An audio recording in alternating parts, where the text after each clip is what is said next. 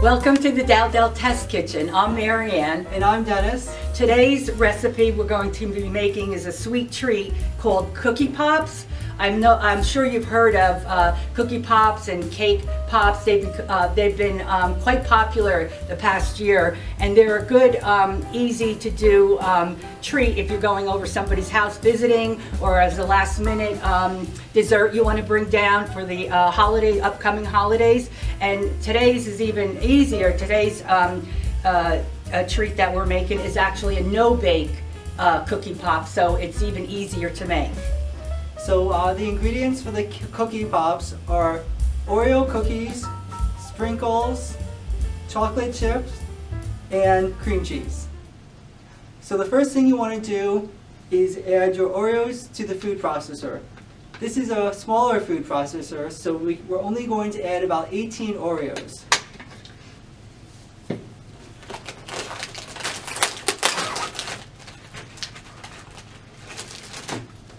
So once you have your Oreos in the food processor, you're going to grind them up.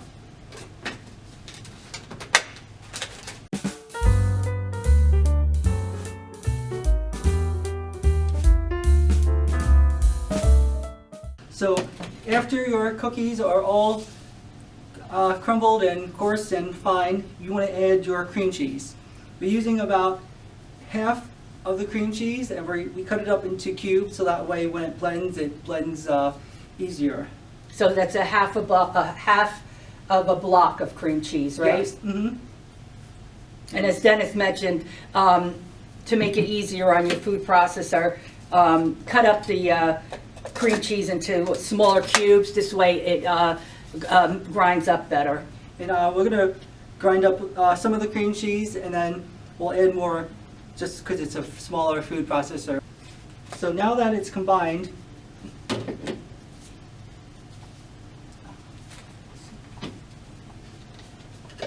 want to take out the blade first before you Yeah, that's important. You don't want to hurt yourself. So now what we're going to do, we're going to start to form the mixture into balls about the size of a small meatball. So, and then you want to put them on a plate with wax paper so that way it doesn't stick. So it should get about 6 Cookie Pops, but if you make them smaller, you'll obviously get a little bit more than the 6. But If I'm going to taste this, I want to have a big one. okay, so after you form the 6 Cookie Pops, you want to freeze them for about 30 minutes so that way they become firm, because the next step is going to be covering them with melted chocolate and sprinkles. It's been 30 minutes and the Cookie Pops have chilled and they're soft. So now the next step we can do is start to melt the chocolate. So we just have a bowl here of chocolate chips, and we're going to microwave them in 15-second intervals because you don't want the chocolate to burn.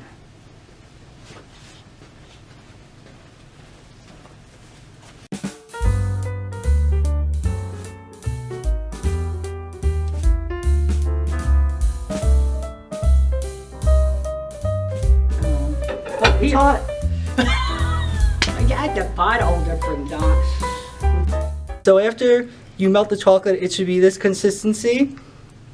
You don't want it to be too thick or too thin. So now we're going to just put our Cookie Pop holders into the Cookie Pops, so that way you can keep your hands clean and when you dip it into the chocolate and the sprinkles. This one's back.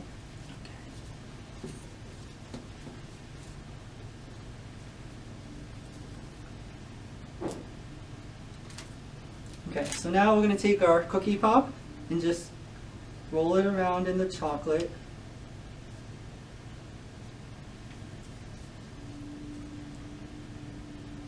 You might need a spoon to get the sides that you can't reach.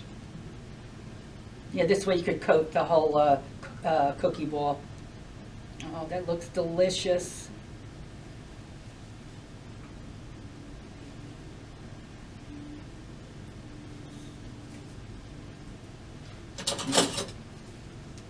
So now once you have it decorated, you want to set it on wax paper. And then you're going to let it sit in the refrigerator for about 10 or 20 minutes just so that the chocolate can start to cool down. And we're going to repeat this process, and then we'll show you how they look when they're done. After they've been sitting in the refrigerator for about 10 to 20 minutes, this is the finished result.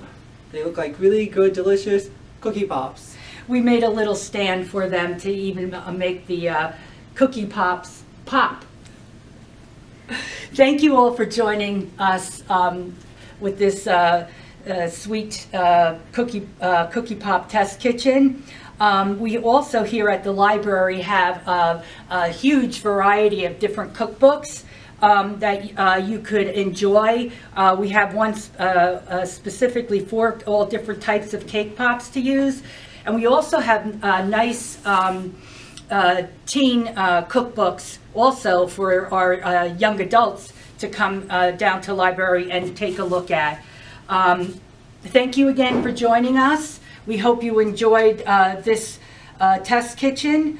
And please go online to dowdell.org, DOWDELL.org, to look at our calendar, for we have a lot of different programs coming up for all different ages. Next month, March, we have Maker's Day coming up for the kids, the teens, and the adults. Which is really fun. And we also have Read Across America next month. And also, don't forget our St. Patrick's Day trivia question, where you could win a really nice prize. Stop down by the library. The library is open Monday, Tuesdays, and Thursdays from 10 o'clock to 8 o'clock, Wednesdays and Fridays from 10 to 5, and on Saturdays from 12 to 4. And if you like this video and you want to see more content, please visit our YouTube channel and hit the subscribe button below. And we'll have lots of more videos coming up this year. And thumbs up, thumbs up. Thank you. Bye. Bye.